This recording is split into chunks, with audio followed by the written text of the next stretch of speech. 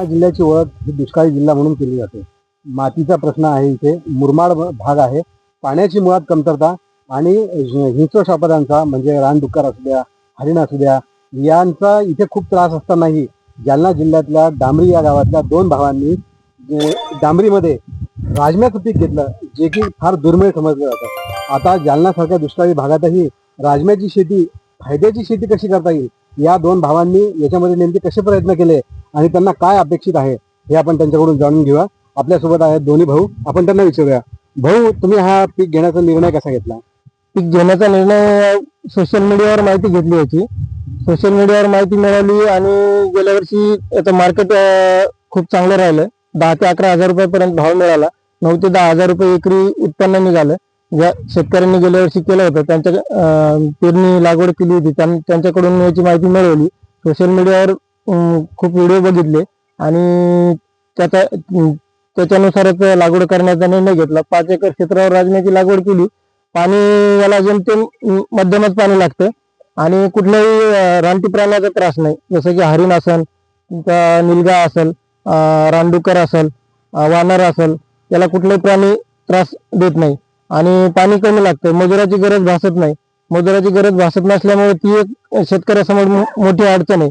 हर एक पिकाला दुसरा जर विचार केला तर मजुराची गरज भासते. याला मजुराची गरज नाही. पेरणी केली, आता शेवट काढणीच्या वेळेस मजुराची गरज लागणार. म्हणजे फक्त पैशाचा म्हणजे उत्पन्न जास्त व्हावं असा हेतू तुमचा नव्हता? उत्पन्न पण आहे याच्यामधून. उत्पन्न जवळपास आता जर मार्केट चांगलं राहिलं, गेल्या वर्षी सारखं राहिलं, 10 ते 11 हजार रुपये भाव मिळाला समजा आणि 9 ते 10 हजार रुपये जर एकरी उत्पादन निघालं तर एकरी 1 लाख रुपयाचं उत्पन्न होऊ शकतं यातून. आणि पारंपरिक जे पिकं आहेत, जसं सरकी असेल, तुमचा तूर असेल, याच्यामध्ये मजुराची जास्त गरज लागते आणि मार्केट तसं नाही, भाव पण मिळत नाही. आता कापसाला 7 हजार रुपये भाव मिळतो, तुरीला 6 हजार रुपये भाव मिळतो, सोयाबीनला 4 ते 4.5 हजार रुपये भाव मिळतो. त्याच्यामुळे पारंपरिक पिकाला फाटा देत नवीन काहीतरी करण्याचा निर्णय घेतला दोघा भावांनी आम्ही आणि हे पीक चांगलं सध्या आहे. आता यातून 40 ते 50 क्विंटल होईल अशी अपेक्षा आहे. एकरी 9 ते 10 क्विंटल जर म्हटलं तर 40 क्विंटल होईल अशी अपेक्षा आहे आम्हाला. भाऊ, फायद्याची शेती जी असते ती विचारपूर्वकच केली जाते, प्रयोगातूनच केली जाते. तर तुमच्या दोघा भावांचा नेमका कसा निर्णय होता? आम्ही ह्याच्यावर युट्यूबवर पाहिलं की नवीन काहीतरी करून पाहू. आम्ही पर्याय म्हणून राजमा पिकाची निवड केली. पहिलं एकदा म्हणजे ज्यावेळी जनावर हरणं ठूट नव्हते आणि मोबाईलवर पाहिलं युट्यूबवर की बाबा हे नवीन पीक म्हणून याला रानटी जनावर त्याच्यापासून काही त्रास नाही, त्याच्यामुळे पर्याय म्हणून राजमा पीक निवडले. एकदम याला 4-5 पाणी 2-4 फवारण्या झाल्या आहेत.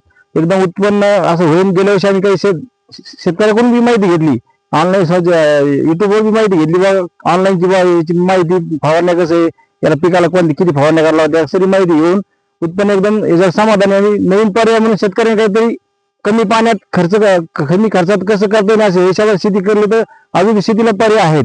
आता हे पीक आल्यानंतर याची मार्केटिंग कशी करणार? मार्केटिंग याचं केजला मार्केट आहे, काही व्यापाऱ्यांनी कॉन्टॅक्ट बी केले बा, त्याचं म्हणणं आता 8-10 हजार पर्यंत भाव सध्या रनिंग चालू आहे. जे आपले जेव्हा उत्पन्न निघून माल निघून तेव्हाच मग मार्केट जे नाही, सध्या 10 हजार पर्यंत शेतकरी माहिती आहे, असं एवढं ते समाधानी आहे. आपण बघू शकतो, जालना सारख्या दुष्काळी भागात या दोन भावांनी राजमा पीक घेण्याचा निर्णय घेतला आणि तो आपण जे हे बहरलेलं शेत आहे, 5 एकरचं जे क्षेत्र आहे, याच्यामध्ये आपण बघू शकतो की राजम्याच्या शेंगा आज चांगल्या बहरलेल्या आहेत आणि स्प्रिंकलरचा उपयोग करून यांनी पाणी देण्याचा हे केलेला आहे, प्रयोग केलेला आहे. आता सगळ्यात महत्त्वाचं आपण हे सांगू शकतो की ही जी जमीन आहे ही मुळातच मुरमाड आहे. मुरमाड जमीन आहे, हिंस्र शापदांचा इथे त्रास आहे आणि पाण्याची कमतरता असताना या दोन भावांनी घेतलेला हा जो निर्णय आहे तो अतिशय फायदेशीर ठरला आहे आणि हाच येत्या काळात शेतकऱ्यांसाठी यशाचा मार्ग ठरेल. याचा मार्गदर्शन वडिलांना मी सांगितलेलं जाऊ, नवीन काहीतरी प्रयोग करा म्हणून वडिलांची सहकार्य आहे आम्हाला याच्यात. म्हणजे थोडक्यात एकत्र कुटुंब पद्धतीमध्ये या पूर्ण कुटुंबाने जो निर्णय घेतला तो यांनी यशस्वी करून दाखवलेला आहे आणि राजम्याचं पीक दुष्काळी भागातही येऊ शकतं हे यांनी सिद्ध करून दाखवलेलं आहे. आनंद साळी, लोकमत.com, जालना.